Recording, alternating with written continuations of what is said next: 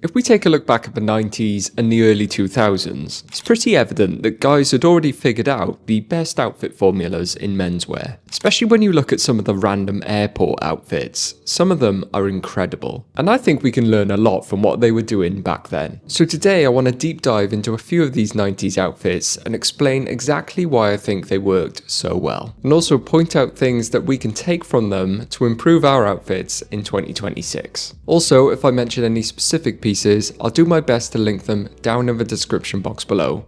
Let's get into it.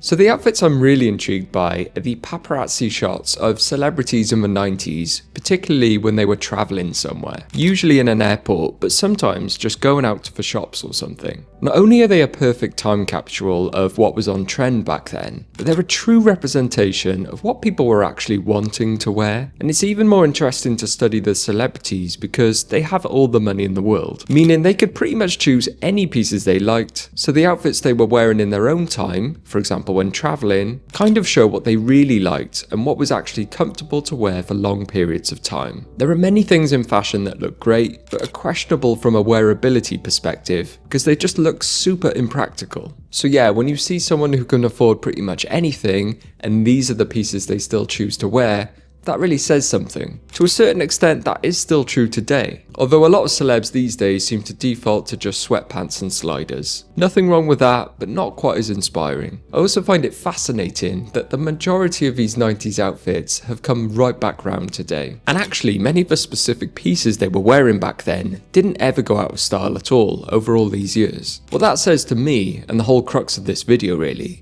is that these are pretty much timeless, casual outfits. I would bet that if I hadn't told you a lot of these outfits were 30 plus years old, you might just think they were taken last week. Like I said, they kind of figured out the perfect menswear formula back then, and we're still copying them today, whether we know it or not. So let's dive into a few specific examples and break down what's going on.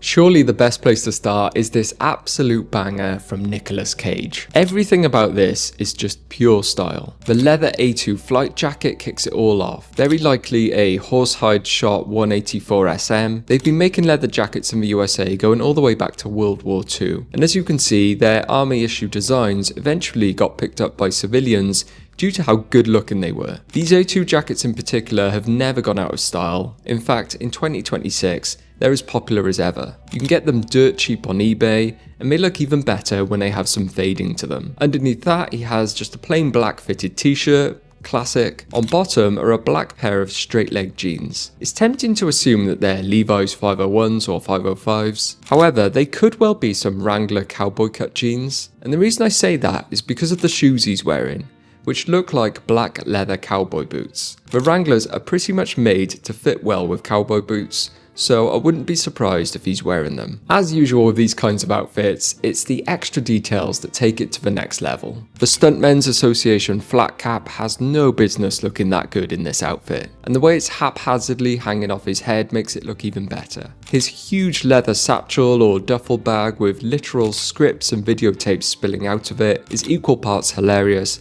and intriguing, not to mention the extra scripts stuffed into his jacket pocket. Practical and stylish. This outfit is just amazing.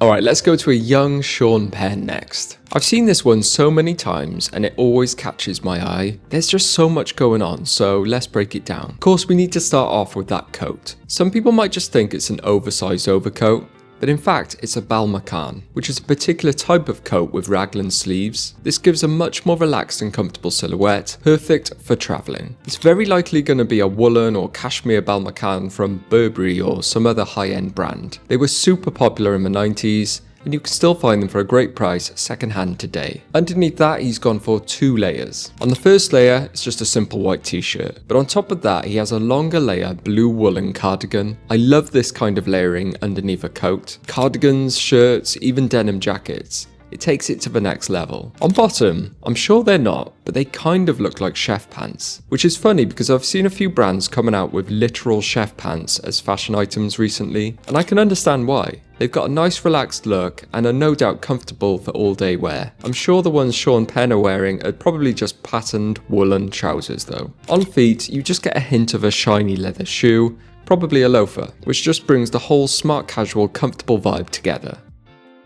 Alright, this next one is just pure casual bliss. George Clooney in this super simple but effective outfit. On top, a plain white fitted tee. It's a predictable thing to say, but they really are the most timeless menswear piece. Invest in a good one and wear it over and over again. Mersby is the obvious recommendation, but I really like the Supima cotton ones from Uniqlo as well as an affordable alternative. On bottom, these look like chinos at first glance, but I actually suspect they're jeans, simply because I can see a rivet in the pocket, which you don't typically see with chinos. Whatever they are, they're in a classic straight leg fit, which you can and should still wear today. They go with absolutely everything and will never go out of style. What he's wearing on feet intrigued me most. They almost look like engineer boots, which are again very popular at the moment. But the inside buckle that you can just about see makes me think they're probably some Western style boots. They could well be cowboy boots, and that wouldn't be surprising. They seem to be a favourite for travelling in the 90s. What I love most though is how worn in they are. You can tell he wore them a lot, meaning they weren't only stylish, they were definitely comfortable. He tops off the outfit with these amazing looking sunglasses. I'm terrible at recognising sunglasses brands, so you'll have to let me know what you think these are down in the comments. My guess is some model from Oliver Peoples, which was really popular in the 90s and early 2000s. Whatever they are, I want to get myself a pair because they look so good.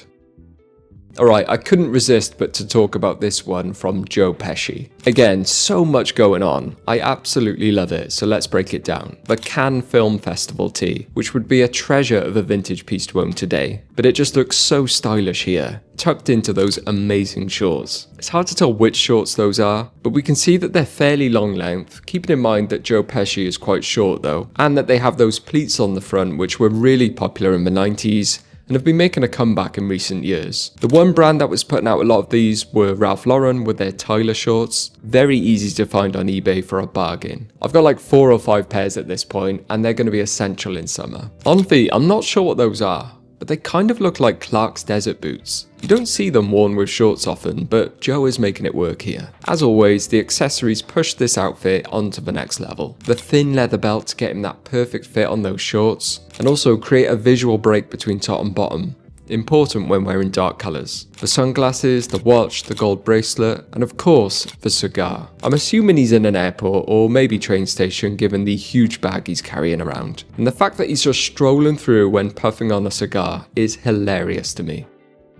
I think there's something else that has to be mentioned. It's just the general higher quality of clothing that was made in the 90s. You can see from these fits, everything looks thick, sturdy, heavyweight. The leathers look like real leather. Tops and pants were made from actual cotton. It was a sweet spot in time before synthetics became so prevalent, and so almost by default, whatever they wore looked better than a lot of the stuff we see today. Don't get me wrong, there are plenty of brands putting out great stuff in 2026, but you have to actively search them out and then check the labels when you get them. It's annoying, but hey, that's why I'm here to help you navigate through it all, so feel free to follow along. I'd also love to know your favourite 90s outfits.